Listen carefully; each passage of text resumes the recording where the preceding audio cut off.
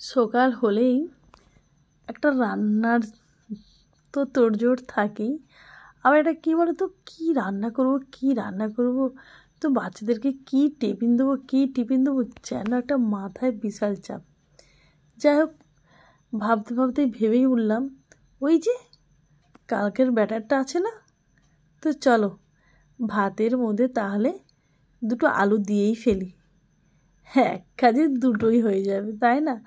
ভাতও হবে, এদিকে আলু সেদ্ধও হবে।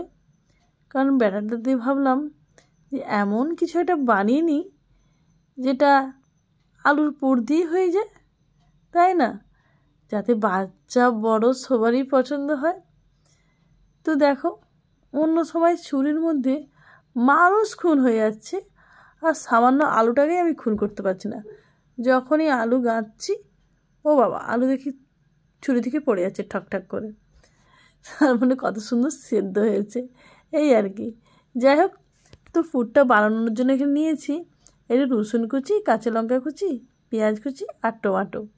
তো অত পেঁয়াজ দেবো না, অল্প করে দেবো। আর কী নিলাম বলো তো, ওই যে সে যে এখন শীতের জন্য বেশ বড় বড় লঙ্কাগুলো পাওয়া যায় না, সেইগুলো নিলাম। যাই হোক, এবার আলুর খোসাগুলোকে ভালো করে পরিষ্কার করে নিচ্ছি। হ্যাঁ, একেবারে মিহি করে মাখাবো না, একটু ডলা ডলা থাকবে। আর এদিকে কী নিলাম বলো তো, দুটো ডিম অল্প একটু লবণ দিয়ে ফেটিয়ে নিয়েছি। এবার কি করলাম বলো তো, কড়াইতে তেল দিলাম, তেলের মধ্যে একে একে রসুন কুচি, লঙ্কা কুচি, পেঁয়াজ কুচি আর অল্প একটু জিরে দিয়ে বেশ হালকা ভাজা ভাজা করে নিচ্ছি। তারপরে সেই যে হালি লঙ্কাগুলো যেগুলো ঝাল নেই, সেইগুলো দিয়ে দিলাম। আর দিলাম টমেটো দিয়ে একটু লবণ দিয়ে ভালো করে নাড়াচাড়া করে নিচ্ছি। হ্যাঁ বন্ধুরা, বাড়িতে বানিয়ে দেখো, সত্যি বলছি অসাধারণ স্বাদ। দিলাম বেশ অল্প একটু হলুদ গুঁড়ো, আর বাড়িতে থাকা যা মশলাগুলো ছিল দিয়েই দিলাম। ওই যে আমার কাছে ছিল তড়কা মশলা আর চিকেন মশলা, তারই একটু অল্প অল্প করে দিয়ে দিয়েছি। স্বাদ নিয়ে দরকার, তাই না?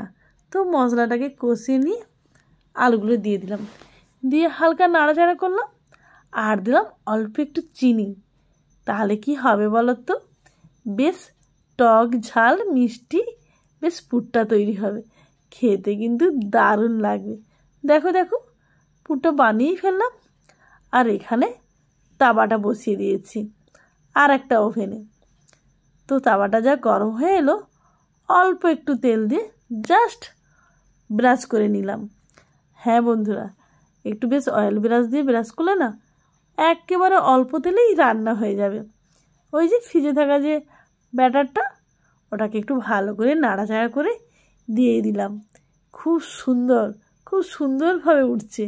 আর জানো তো, পরিমাণগুলো যদি একেবারে ঠিকঠাক থাকে না, তাহলে দেখবে হাত চিন্তাই করতে হবে না, সুন্দরভাবে তাওয়া থেকে উঠে যাবে। তো ওই যে তারপর কী করলাম বলো তো, দেওয়ার পর একটু করে ডিম উপর দিক দিয়ে বুলিয়ে নিলাম। দেখো দেখো কত সুন্দর হয়েছে। এদিক ওদিক উল্টে পাল্টে হালকা হালকা করে লাল লাল করে ভেজে নিলাম। আর এতটাই ভালো লেগেছে, মানে কোন দিকে দেবো অটোমেটিক দেখছি উঠে যাচ্ছে। বেশ ছোট্ট ছোট্ট করে অনেকগুলো বানিয়ে ফেললাম, জানো তো, অনেকগুলো হয়েছে কিন্তু। মিঠি এসে বলছে, মা এটা আবার কী করছো গো? আমার আরে দাঁড়া না, খেয়ে দেখ না, খুব ভালো লাগবে। বলছে হ্যাঁ ভালো লাগবে আমার, হ্যাঁ রে খেয়ে তো দেখ। তারপর ওই যে ওকে ভাতটা দিয়েই লেগে বললাম ওর টিফিনটা বানাতে। তো কিচ্ছু না, জাস্ট ভিতরে 1 চামচের মতো পুর দিয়ে দিয়েছি, তারপর ওই রোলের মতো গোল গোল করে নিয়েছি, ব্যাস হয়েই গেল টিফিন। শুধু ওকে দিই না, আমরাও বাড়ির সবাই খেলাম। ওরই দৌলতে ওর টিফিনও হলো, সাথে আমাদেরও হলো। আমার বাবা আবার বলছে, হ্যাঁ রে মিতা, মাঝে মাঝে এরকম করে ফেলবি, তাহলে আর মুড়ি খেতে হবে না। সত্যি বলছি, সবাই খেয়ে যখন প্রশংসা করলো, ভীষণ ভালো লেগেছে। মা খেয়ে বলছে, তোর ছেলেমেয়েরা তো এমনিই সবজি খায় না, পারলে মাঝে মাঝে এইভাবেই করে দিস, এটা তো কোনোদিন করিস না মিতা, এইবারে ফার্স্ট করলি? আমার হ্যাঁ গো মা, ওই যে কালকে পাটিসাপটা করেছিলাম তার যে ব্যাটারটা ছিল সেটা দিয়েই বানিয়ে ফেললাম। কি টিফিন দেবো ভাবছিলাম, তাই ভাবলাম এটাই বানিয়ে দিই। বলছি ভালো লেগেছে রে খেতে, মাঝে মাঝে করিস তো, আর বাচ্চাগুলোকেও করে দিস, ওরা তো এমনিতেই সবজি খায় না। যাই হোক, যখন মা বাবা সবাই বলে ভালো হয়েছে, শুনে কিন্তু আমারও ভালো লাগে। তো বলো তো বন্ধুরা, তোমাদের কেমন হয়েছে অবশ্যই কমেন্ট করে জানিও। পারলে একটা ছোট্ট লাইক করতে ভুলো না, আর বন্ধুদের মাঝে শেয়ার করে দিও। টাটা।